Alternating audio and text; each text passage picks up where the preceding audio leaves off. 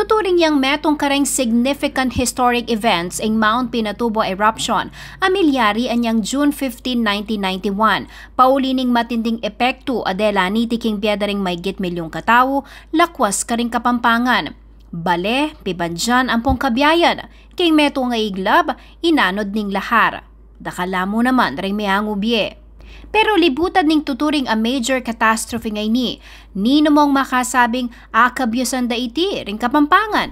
Yung pinakamaraguldiling event amilyari kay Pampanga in terms of historical significance was the eruption of Mount Pinatubo. Of course, may kagyera tana, may ka-revolution tana, may ka-different calamities tana, pero no single historical event affected the lives of so many Kapampangans more than Mount Pinatubo's eruption did. Ing parti ni kasalaysayang ay niking biyada ring Kapampangan marapat mo kanong paulagan. Pininingsang kanong bakit inyang 2016, biklat na ning Holy Angel University Center for Kapampangan Studies o HOW CKS. Ing meto nga museum, antimong tribute king meging sakripisyo, kasakitan at tagumpeda ring Kapampangan. Uling center, atinyangan shrine para kay Kapampangan art, Kapampangan culture, Kapampangan history. Why not a shrine for that big historical event, which was the eruption of Mount Pinatubo? Yeah, we set aside this room and made it, balamo, tribute to the many sacrifices, suffering of Kapampangans during that time, and the fact that they triumph over those calamities. So to me, that deserves a place like this. Nung burimong pakibalwan at pakiintindihan ng milyari kanita, ing may sabing museum ing lugar dapat mong puntalan. Uling ing ganaganang kailangan mong abalo. At sunangan, kalupan na mo ng historical timeline ng Pinatubo. Archaeological artifacts, art pieces sa papakit king delanan daring Kapampangan. Miyaliwang batu kolekta king crater ning bundok at abu ay bat king bulkan.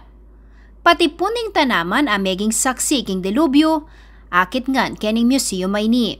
Aparte kanini atinyamo namang librong gewa ang direktor ng CKS ay Robbie Tantingko, amikatitulong Pinatubo, The Volcano in Our Backyard, amenyambot pang National Book Award inyang 2012. At inyamong milabas sa banwa, pesi na yan mo naman king mesabing universidad ing mumunang Pinatubo Memorial Marker. Kasi sabi mi, o talang monument yung mabilog ang Pampanga about that event. And that's why we put this up bilang mag-honor kitang memory daret ang taong mga matya. Kasi I think about 600 people died during that single eruption. And many more people died in the succeeding lahar flows. Ing Pinatubo Museum, yapin niya kanoing simpleng ambag ng Holy Angel University Center for Kapampangan Studies, bang panatilyang mabye ing maulagang parti ng iti ng kasalaysayan daring Kapampangan. Dapat ya kanong paintindi iti lakwas na karing kayanakan anibang paganaka. Itang sakit a dinulot na ning Mount Pinatubo eruption nune bang pagselebran itang nung makanano deng apagtagumpayan ding balang Kapampangan ing dilubyong halos binura. King lalawigan ng Pampanga, king mapa ng Pilipinas. At 23 banwa na milabas, tutong maragul na kanupa magbayo ing Pampanga. Paulining karanasan king Pinatubo, linwaling sika nandaring Kapampangan. Para kang Tantingko, lakwas yang mas progresibo ing probinsyang yeni kumpara kanita. Makanyan man, malulungkot ya para karing kayanakan.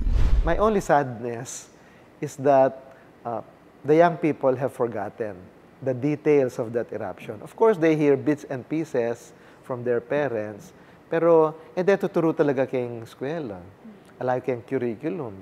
It's bigger than the revolution. It's bigger than World War II. Then Kapampangan talagang mag-evacuate la, en masse. Bala mo, exodus talaga. May sira lang ang bali, alang exception. May tambunan la, pero they succeeded in overcoming that. Inya naman kayaw sanang Tantingko. Sana convince your parents you to tell you their stories. Balang pamilya kay Pampanga atin kanya-kanyang storya ketang milyari ketang personal lives da. So ask them what happened, ask them what their personal experiences were, and then tell that also to those who don't know. Ako kaya kayong talasuyo, Jennifer Salenga, ating pusong makabalen.